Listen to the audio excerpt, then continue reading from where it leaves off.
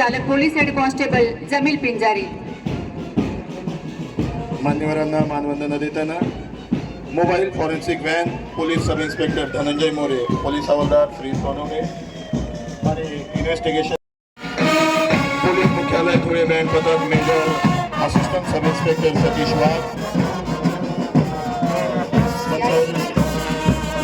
मानवंदना देताना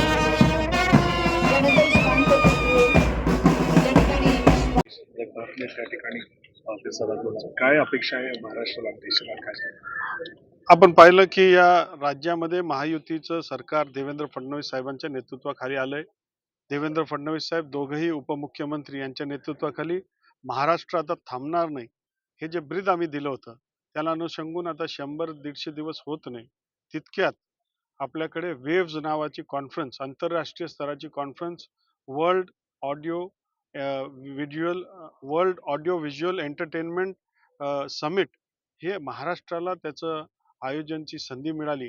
त्याच्या माध्यमातून AI पासून तर एंटरटेन पासून तर ह्या सगळ्या म्युझिक पासून तर डिजिटल पासून या सगळ्यांना जगाचं एक शिखर परिषद ही इथे घेण्यात आली आणि त्याचं यजमानपद हे महाराष्ट्राला दिलंय असं आम्ही आमचं भाग्य समजतो. पुढच्या काळामध्ये जगातलं ऑडिओ व्हिज्युअल कॅपिटल जे आहे जर कुठे असेल तर ते आमच्या महाराष्ट्रामध्ये राहणार. त्या माध्यमातून लाखो कोटी रुपयाची गुंतवणूक ही महाराष्ट्रामध्ये येणार आहे. आणि आज त्या कार्यक्रमाची सुरुवात मुंबईमध्ये होते. माननीय मोदी साहेबांच्या मार्गदर्शनाखाली ती होणार आहे आणि जगातल्या अनेक देशांचे प्रतिनिधी, उच्चस्तरीय त्याच्यामधले अधिकारी प्रतिनिधी हे इथे आलेत. जगातल्या विविध कंपन्या ज्या आहेत त्यांचे प्रतिनिधी देखील मुंबई इथे दाखल झालेत आणि आजपासून 3 दिवसापर्यंत ही कॉन्फरन्स चालणार आहे.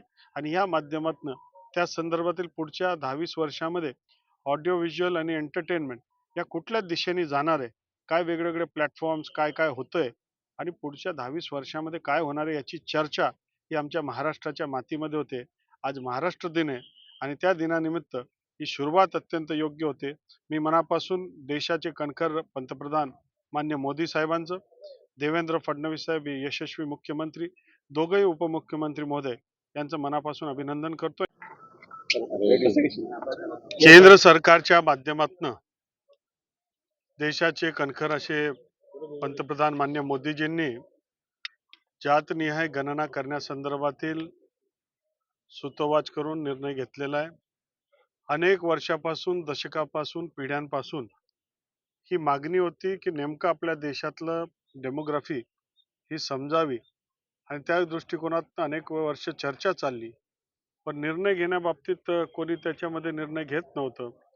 नेहमीप्रमाणेच जे कधी झालं नाही आणि जे देशाच्या हिताचं आहे तो निर्णय माननीय मोदी साहेब घेत असतात. मोदी साहेबांनी तो निर्णय घेतल्यामुळे तळागाळातील सामान्य लोकांमध्ये एक हर्ष आणि आनंदाचं वातावरण आहे की त्या माध्यमातून या देशामधलं काश्मीरपासून तर कन्याकुमारीपर्यंत आणि आसामपासून तर द्वारकापर्यंत या देशामधली डेमोग्राफी आणि सारी माहिती ही आपल्याकडे उपलब्ध असणार आहे. जातनिहाय गणना होणार आहे आणि त्या माध्यमातून जनतेची जी मागणी होती सामान्य तबक्यातील वर्गांना त्या माध्यमातून निधी किंवा न्याय हा सगळा मिळू शकणार आणि म्हणून एक आनंदाचं, एक उत्साहाचं वातावरण आहे.